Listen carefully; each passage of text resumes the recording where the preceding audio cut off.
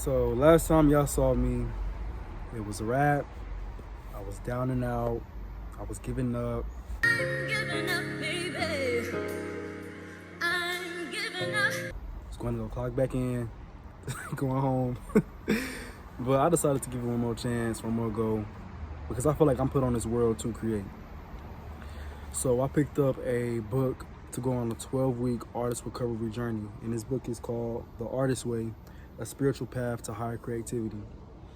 So I seen J. Cole and Doechii talking about this book. And I like how Doechii, she was doing like a digital diary, digital documentary on her 12-week recovery journey. And it was dope. She was doing it like she was talking to herself, but she still posted it online.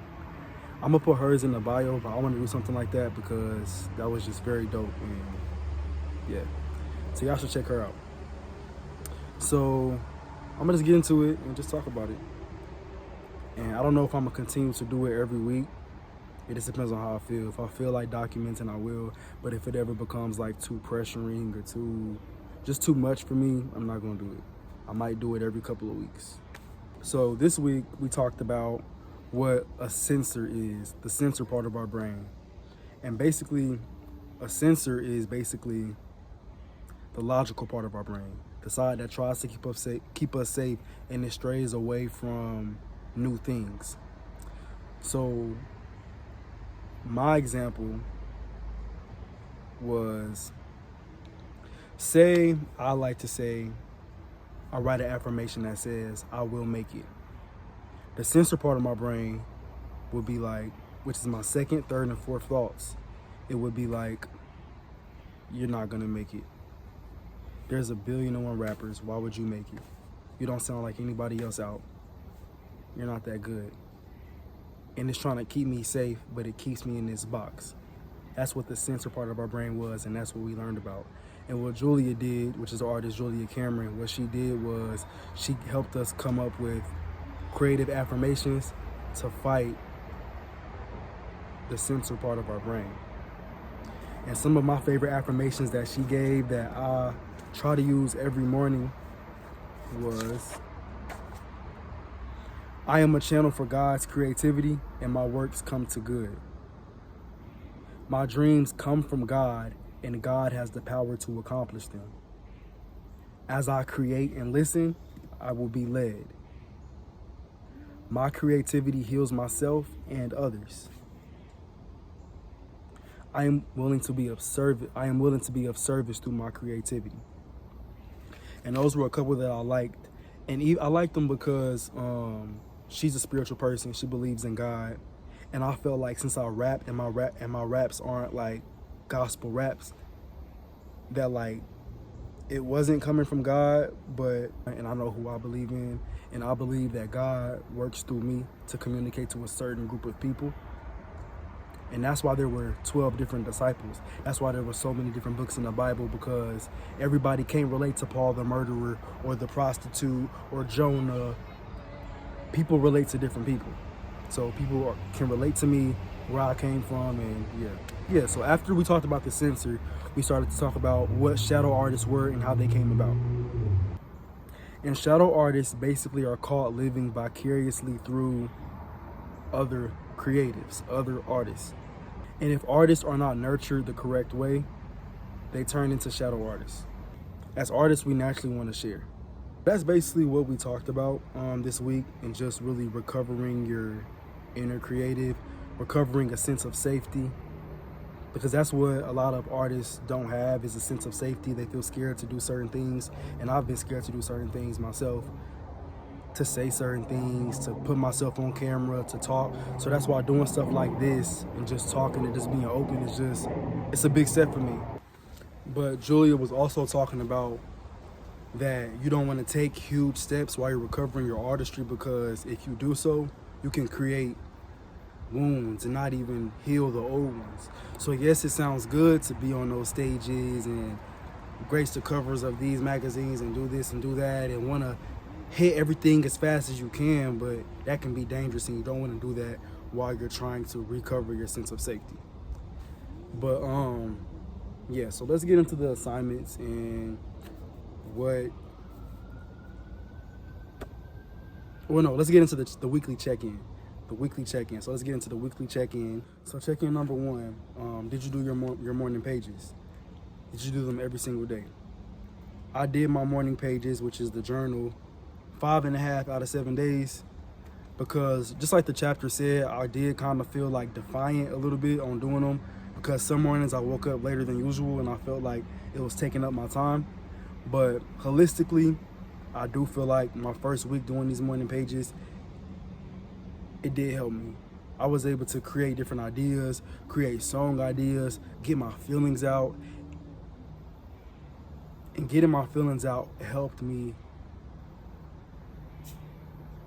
Not even just getting my feelings out, but getting out of my head helped me be ready to take on my day. So I'm definitely excited to do some more morning pages and get that started. Check-in number 2. Did you do your artist date? Basically just taking myself on a date with just me and my inner child, my inner artist, and I did do that. I stayed at home, but I took like a 2-hour block and created some choreography and I danced. Because when I go out in public, I always say I don't dance, but I feel like in human nature, it's in our nature to dance. And somewhere in my life, I got insecure about expressing myself that way. And I guess because everybody used to, not everybody, but people used to say I'm stiff, and I just took that on to myself. And it's like, even if I am stiff, why do I care so much? So I created a choreography, a routine, I recorded it, and I was able to express myself and be free, for real, for real. So now, let's get into the weekly task. The weekly task. I'm gonna share a couple of them. So one of the weekly tasks was list out 3 creative monsters and tell a story about what happened and why they affected you creatively. So I'll share one of them. One of them was this girl in 9th grade named Rachel. For some reason, she just kept hating on me, and I don't know why. Now, mind you, we are 1 out of 10 black kids in this school. This is when I used to live in Arizona. I'm thinking that we're gonna stick together. But I remember one specific time, 2 times. One time we was in history class, we was outside doing a project, and she wanted to see my rap. And I was rapping, it was a group of people, and I was rapping, and I said a bar like, I cross niggas like the NFL or something like that. I was like 13 at the time. And she just was like picking at my lyrics, and you don't cross in the NFL, that's only the NBA, and was just saying things, and it was just hating energy, and it made me still question myself. I was like, okay. And at that moment, I felt very humiliated. I felt embarrassed. Like, I was at a loss for words. Like, I didn't know what to and I was traumatized by that. But I remember one specific time, we was in history class again, and she was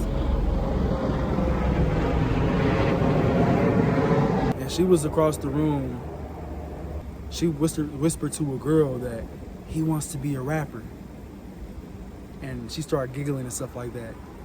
And that moment really made me feel mortified, because again, I was 13, 9th grade, 1 of only 10 black kids. I didn't want to be stereotyped. I didn't want to be just another black kid, another black guy, and I didn't want them to quickly try to stereotype me. Why did I care what they thought? I don't know, but I just didn't want to. That's why I didn't even share with people that I rapped. So if you knew, you just happened to know. That was even before I was posting it on social media. So, yeah. So I went home and I cried. I was embarrassed. I was ashamed, humiliated, at a loss for words. And I ended up writing a song, which is called Promises, on my page. And I just poured out my feelings on there. And as I got older, I definitely don't even attach the hurt to her anymore. because it's like it was a moment in time and that was years ago, but like that moment definitely put a thorn in me. Fast forward like 2 years later, 2 years later, junior year of high school, I moved back to Kansas City, but I dropped a Free Smoke remix by Drake, which is my first song that I professionally recorded. I sent this to everybody on my Snapchat, and she goes, fire emoji, fire emoji. Wow, I guess all that hate must have worked. And I was like, how dare you? You knew what you was doing. And now it's like you're trying to take the credit for making me better or molding me into who I was at that moment. List 3 old creative champions that helped you in the beginning of your creative journey. 1 will be my cousin Lissa. She was my manager. And this is when I started rapping at like 9th grade. She was my manager. She bought me the gold mic that I use to this day. The fact that she believed in me enough, because we have an age gap. I was like 14, she was probably like 19, 20, 21. The fact that she would tell me that my raps were good and encourage me to go hard and go better, and she had a different listening ear than me, looking back on it means the world to me. She created my website for me for free, and it was an amazing website. She sent me my first show, which led to hundreds of other shows. When I had a project to film in LA, my first on-screen project, she let me stay with her, took me around Hollywood. She just always been a rider, stayed up, a listening ear, somebody that I just am so lucky to have in my family. So I love Lissa, and that was definitely one of my champions, and I'll never forget everything she did for me. My second champion would be my mom. Just me starting out, she was at every show, grinding to find outfits before the shows. She's the talking voice on Ride for me. Like, even though how cringy it was filming it, the talking voice on Ride for me. She gave me honest feedback on my music, made sure nobody ever played me. And I remember specific words that she said that encouraged me, like, you got it, son, you are Judah. Every time I got off the stage and felt like I did bad, she was honest and was like, you did good, you could have did better, whatever the case may be. And I'll never forget, it was like my third show. I changed up the lyrics right before I got on set. And she was like, and she was rapping, but I told her I changed it, but she didn't expect it. And I forgot the lyrics. I pointed the mic to her, and she was like, and it was the funniest but most embarrassing moment of my life. Like, oh my God, I love my mama. If you was in the music scene, if you are in the music scene, when I was coming up, 16 and on up, you would know how vital my mama is to my career, so yeah. And the third champion would be my sister Keziah. She was always a rider. I remember she recorded my first like rap video, because I used to always do them in the garage. I was too embarrassed to tell anybody that I rapped, and I trusted her enough to record my rap video. She stayed out there with me for hours, from sun up to sundown, always supported my music. I remember when I did Missing You, I didn't have a second verse, and I was taking her to work at Walgreens, and I surprised her and showed her the second verse. She was like, play it back, oh my God, you changed it. And that was like, that gave me life. Like, I live for those authentic moments of showing somebody my music. And when I stopped showing people my music, I feel like that's when like I started to decline. I just love that. I love seeing people's reactions and sharing my creativeness. I don't like it being bottled up. But yeah, she's always like been like a personal assistant, but not even like, I know that can sound demeaning, but like in like a really like, I can confide in you. At my photo shoots, giving me this, giving me that. I remember one time I was in the studio and I just wasn't really giving the energy. She literally stopped the producer, hold on real quick, and said, you need to get it together. What's going on? I was like, okay, like, my bad, like, okay. But I love her so much, and yeah, so, yeah, those are my 3 creative champions as far as beginning out of my journey.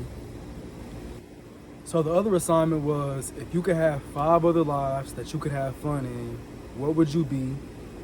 And don't overthink the exercise. So mine was a politician.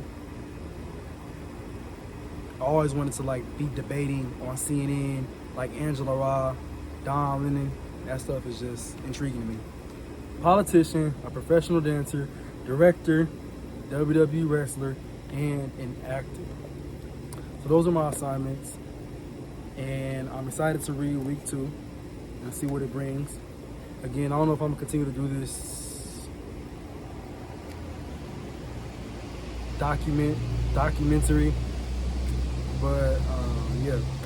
Some of my favorite things that I like that she said this week: audacity, not talent, makes one person an artist and another a shadow artist. And that sticks with me, because audacity is like, you got the audacity to, like the baby, you got the audacity to go on stage in a diaper. Nicki Minaj, you got the audacity to be like, and be like, yeah, it's about, you got the audacity to do that. Like, it's just crazy.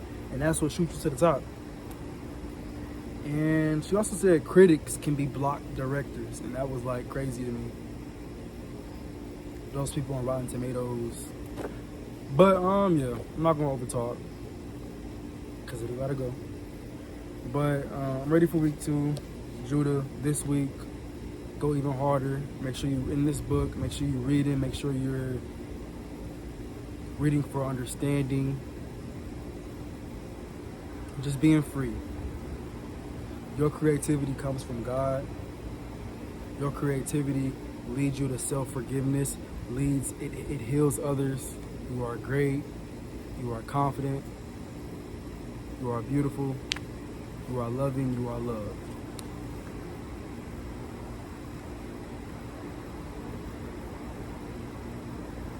Week 2, I'm coming for you.